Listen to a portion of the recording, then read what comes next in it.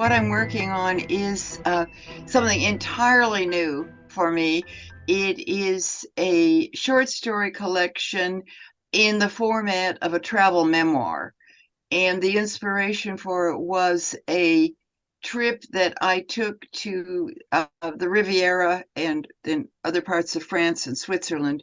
Um, Kind of in the middle of the summer of 21, just we caught a window between COVID spikes and things were open enough that we were able to do this to help us get my granddaughter settled in her ballet school on the continent. And so it was a unique situation, and different places that I went to, uh, things that occurred or places we saw then inspired me. I thought, oh, I could write a short story about that using characters from various ones of my mystery series.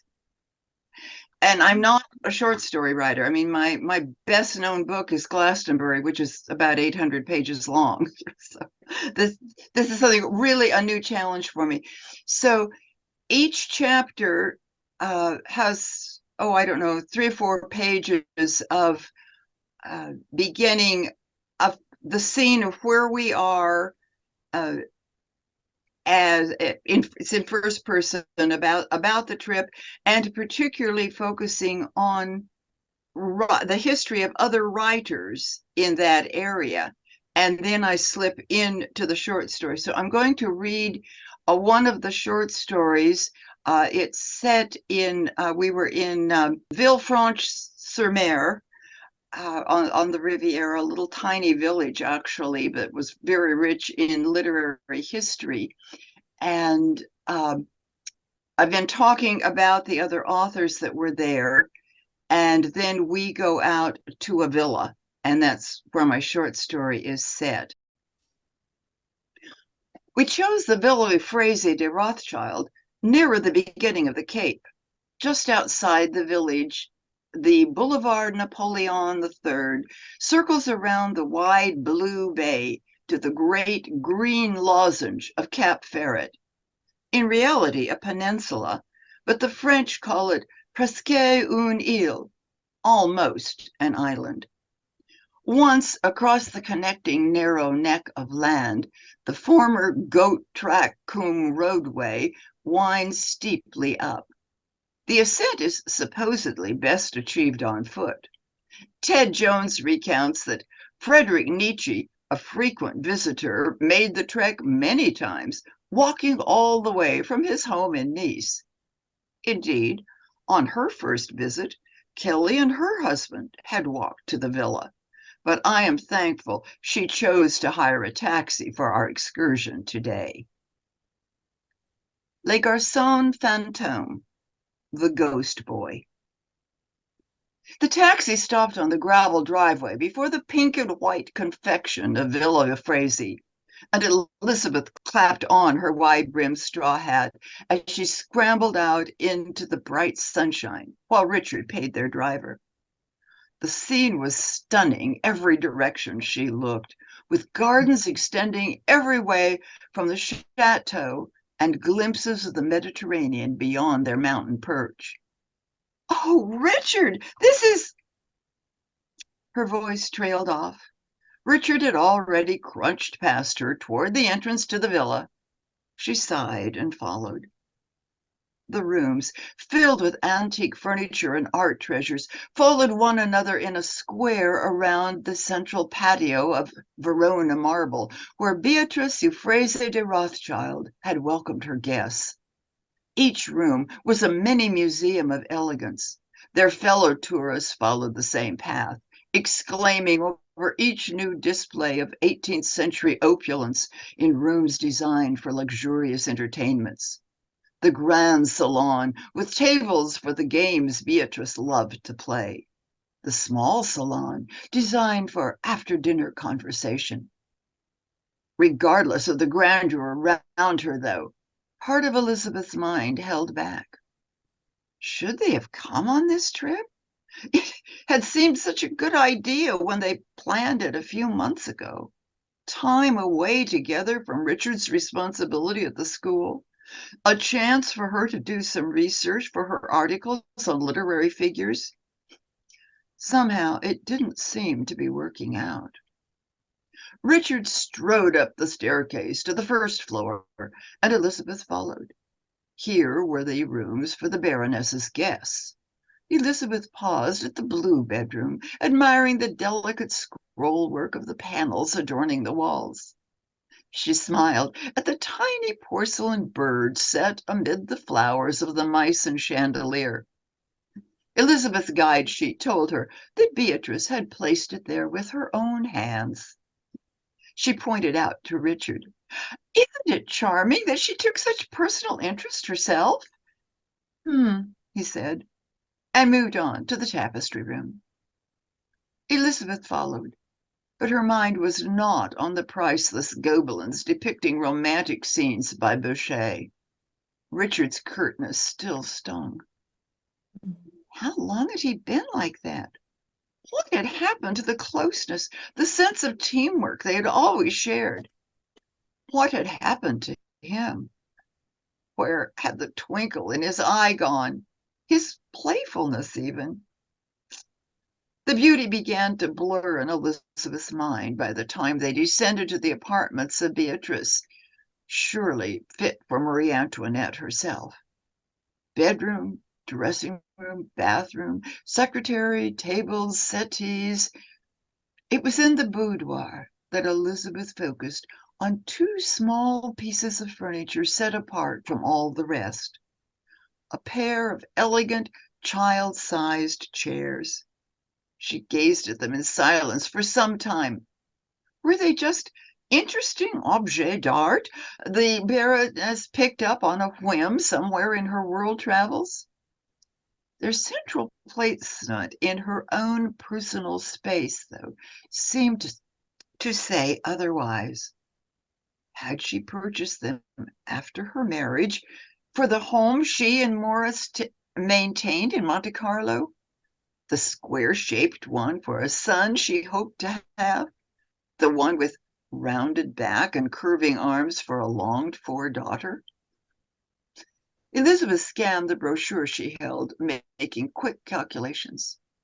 Beatrice had married at 19, was married to Morris for 21 years, divorced at the age of 40, when perhaps all hope of childbearing was over. 3 years later, she threw herself into the grand building project Elizabeth saw around her, and lived there alone, in spite of the lavish parties she threw. Elizabeth shivered. Her shiver, though, was not for her imagined sterility of the inner life of Beatrice Euphrasie de Rothschild amid her opulent surroundings. Elizabeth was thinking of their own miscarried infants and the tiny boy who arrived so early and had lived barely 3 hours, just long enough to receive the sacrament of baptism and be christened Richard Jr. So long ago. 30 years it must be now. She continued to stand in the middle of the room, only dimly aware of the fine objects surrounding her and of the brilliant view of sky, sea, and greenery beyond the pillars supporting the wide window in front of her, until she felt a tap on her arm. "Ready to go to the gardens?" Richard asked. She nodded, pleased that he had asked. Out through the Baroness's bedroom, onto the terrace and the series of side gardens. Richard went on ahead, but Elizabeth stood at the information board. It wasn't the plan of the gardens that drew her, however, but rather the photograph of Beatrice Euphrasie de Rothschild.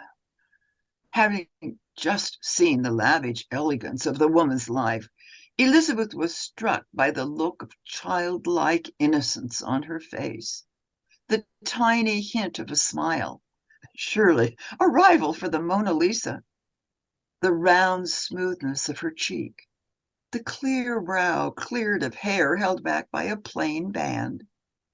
But the thing that struck Elizabeth most powerfully was the look of trust in her far-gazing eyes. The Baroness couldn't have been older than her mid-30s when it was taken. By then, however, she would have been married to her Parisian banker husband for perhaps 15 years. Elizabeth's mind went back to the empty infant chairs in the lonely chamber. By then, Beatrice would have known that any hope she had of a family was unlikely to be realized. Or was the picture much younger, before any dreams she might have had were shattered? Or was Elizabeth reading her own losses into what could have been collected merely as a charming curiosity? She gave herself a shake. Perhaps the globe-trotting couple was far too busy to encumber themselves with children, or even thoughts of them. Or perhaps the Parisian socialite desired nothing more than the rare objets d'art she traveled the world to collect, and the fabulous Fabergé egg she commissioned. Still, Elizabeth couldn't shake a small feeling of sadness and disappointment beyond all the elegance and stories of lavish parties. A poet had written of one party when Ava Pavlova danced in the moonlit gardens to Chopin nocturnes. Yet it was the coldness of the moonlight Elizabeth felt as her feet crunched on the gravel path past banks of flaming coraled flowers in the Jardin Espagnol. Elizabeth thought they were alone as she walked the length of the placid reflecting pool, until she was startled by a pebble breaking in the mirror surface of the still water. She turned to see who had thrown it, but caught only a flicker of movement and the hint of a shadow disappearing into the verdant greenery beyond the border. "Did you?" she began, but Richard was already heading toward the Jardin à la Française.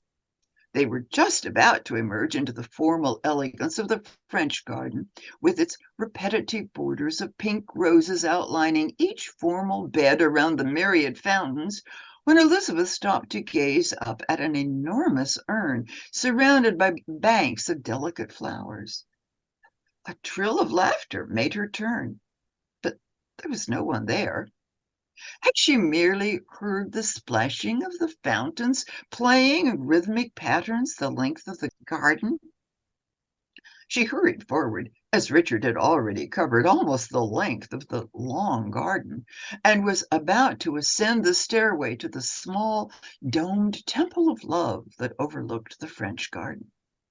Elizabeth frowned. Couldn't he wait for her? Surely they should view the temple of love together. Again, she thought of how distant, impatient even, he had seemed of late.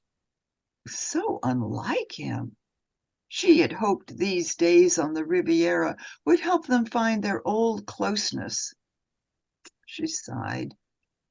By the time Elizabeth had reached the top of the stairway to the small temple encircling the statue of the goddess Venus, there was no sign of Richard. Elizabeth consulted her map. Which of the gardens had he gone toward? The Rosary? The curving double stairway of the Jardin Florentine? The Jardin Exotique, filled with the succulents so popular in this terrain? Elizabeth looked at the picture of the prickly cacti and shivered at the thought of Richard choosing anything so forbidding. Elizabeth never knew whether it was an actual decision or mere instinct that made her choose the Lapidaire, filled with antique pillars, arches, and statues of magical beasts and comic human figures. At first, she was amazed that the Baroness would have chosen such whimsical figures for her garden, and then she thought of the tiny smile playing at the corner of the enigmatic mouth in the picture she had studied earlier. The lady must have had a charming sense of humor that only seemed to have come out to play in this garden, tucked in one of the far corners of her vast property. And then Elizabeth heard the silver laughter she thought she had only imagined before. this time far too distant from the fountains to be confused with their sound. A child's laughter, certainly. Hello, are you hiding from me? She looked around. Shall I find you? Surely that stirring in the bushes wasn't from any breeze. Elizabeth set out. Ready or not, here I come. She took purposely crunching steps across the path, then dived between two azalea bushes, still sporting a few vibrant late blossoms. A tiny giggle and a stirring of the bushes along the higher path led her up a few stone steps between two carved exotic creatures and on toward a colonnade. Elizabeth more skipped than ran, engulfed in a sense of the freedom of childhood. Now all was silent. Had her mischievous phantom child been scared off by her chase? Or did the quiet mean she was closer? She looked around. What should she do next? I'm sorry. I didn't mean to frighten you. Don't you want to play any more? It was more a stirring of the breeze than any sound that made her turn. And there was Richard, standing with his arms folded, leaning against a pillar supporting one of the comic figures. How long had he been observing her? Was his presence what had stopped the child playing? She drew breath to call out to Richard, but he put his finger to his lips and took a step forward. Elizabeth could only hope she had interpreted his action correctly. She turned back in the direction of the last indication of her apparition. Don't be frightened. This is Richard. He only looks stern. He likes children, too. The plants between the stone Gothic arches rustled, and a child-sized shadow darted toward the lavabo fountain spouting water. But Richard was nearer. He reached the water first, dipping both hands in, and held them up, trails of silver drops falling between his fingers. He scooped another handful in a cupped hand and extended it. Was he offering a drink, or asperges, or merely playing? Now Elizabeth didn't hear laughter, but music. Was the elusive child singing, or had he pulled a set of panpipes from a pocket? The sound continued and mingled with the breeze and trickling water, and Richard continued his offering. But Elizabeth didn't move. She barely breathed. The moment was magical, holy. Had they encountered a real child playing a clever game? Was it all her overactive imagination conjuring a might have been from her recent melancholy thoughts? Or even a forgotten scene from her childhood? She didn't believe in ghosts, did she? Had the Baroness, like herself, suffered loss, with the shade of that bereavement still hanging over these pleasure gardens? Or had Elizabeth been granted a glimpse of something far greater, a future still awaiting in the next world, a world without sorrow? The cessation of the music made her look up. She had been so lost in her thoughts, she didn't realize Richard had left the fountain and come to her. She blinked. He looked somehow younger, with a new light in his eyes that seemed to glow from within. He opened his arms, and she walked into them with a radiant smile as they closed around her.